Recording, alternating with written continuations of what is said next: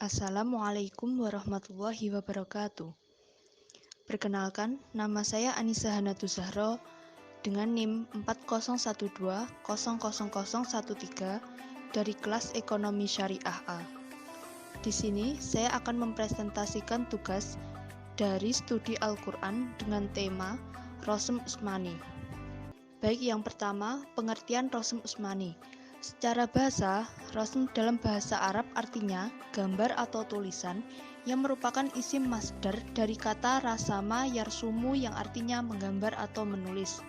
Berdasarkan kesimpulan sebagai ulama, Rasm Utsmani yaitu cara penulisan Al-Quran yang ditulis oleh para sahabat dengan kaidah khusus yang tidak sesuai dengan kaidah penulisan bahasa Arab. Yang kedua, karakteristik Rasm Utsmani. Mayoritas ulama qiraat berpendapat bahwa Rasm Utsmani adalah satu bentuk dan bisa dibaca dengan berbagai macam bentuk bacaan dalam qiraat 7 atau qiraat sab'ah. Namun, ada perbedaan antara mushaf satu dengan yang lain.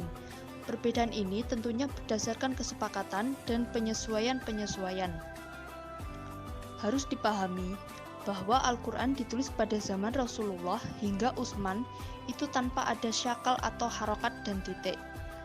Pertama, jadi kalau diperhatikan kata misalnya yakilun bisa dibaca takilun atau mungkin yuakhilun. Sebab ketika kata tersebut jika ditulis bentuknya pasti sama. Kedua, harus dipahami juga bahwa istilah 7 macam qiraat atau qiraah sab'ah itu tidak semua ayat atau kalimat dalam Al-Quran bisa dibaca dengan 7 bentuk yang selanjutnya diasosiasikan dengan imam-imam qiraat. Untuk menjawab pertanyaan bagaimana cara Rasm Utsmani mengakomodir 7 bentuk bacaan, terdapat 3 hal yang juga harus dipahami. Yang pertama, satu kata dalam Al-Quran terdapat 2 bentuk bacaan, namun ditulis salah satu saja. Yang kedua, satu kata dalam Al-Quran dapat dibaca dengan 2 cara atau lebih, namun ditulis satu bentuk saja, baik secara kasat mata ataupun hanya perkiraan saja.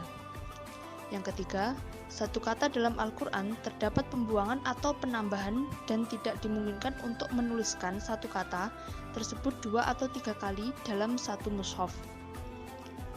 Dari uraian singkat di atas, terdapat hal yang masih menaruh perhatian kita, bahwa ada perbedaan penulisan mushaf yang tersebar di berbagai daerah, seperti Syam, Kufah, Baghdad, Makkah, serta Madinah. Selanjutnya, hukum menulis Al-Quran sesuai dengan Rasm Utsmani. Pola penulisan Al-Quran secara umum, ijma' jumhur, tidak pernah terlepas dari eksistensi Rasm Utsmani.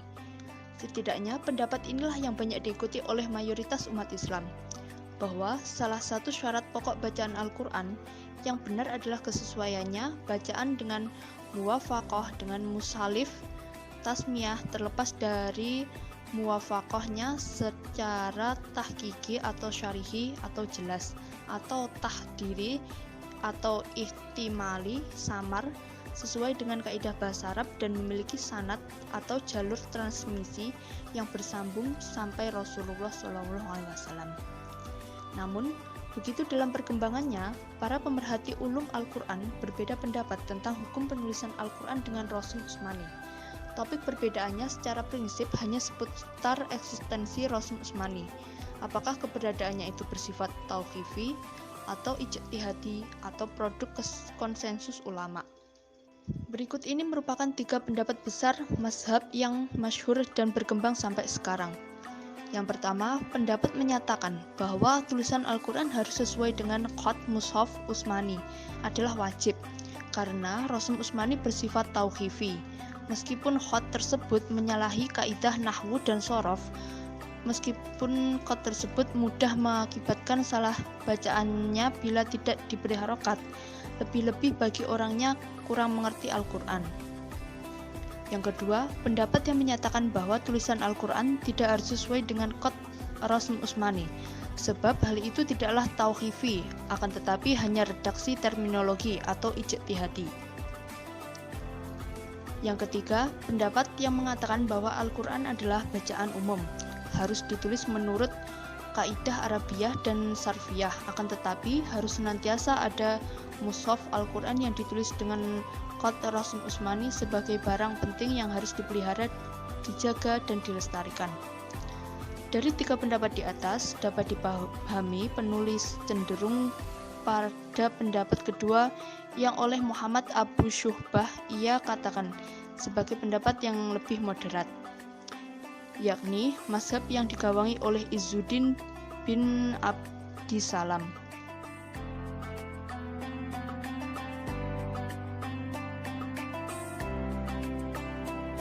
Sekian presentasi dari saya. Apabila ada yang kurang jelas, silahkan ditanyakan.